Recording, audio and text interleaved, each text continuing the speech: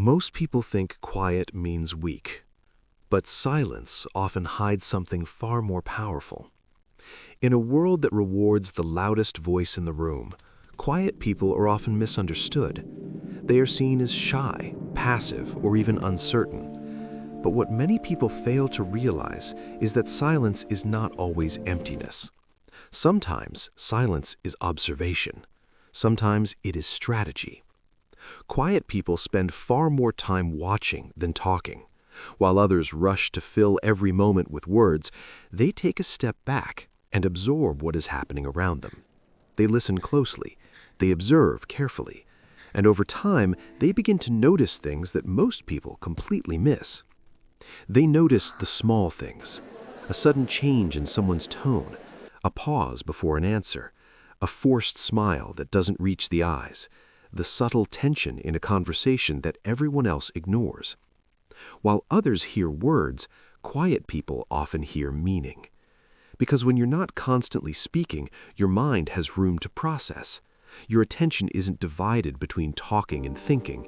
Instead, it focuses entirely on understanding the situation unfolding in front of you. And with time, that understanding becomes powerful. Quiet people remember patterns others forget. They remember how someone reacted in a previous situation.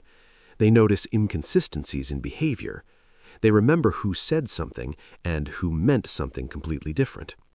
Over weeks, months, and years, these observations build into something deeper, a mental map of the people around them.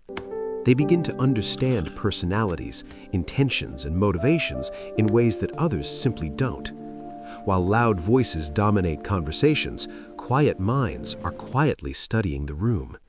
They learn who can be trusted and who cannot. They learn who speaks honestly and who carefully chooses their words.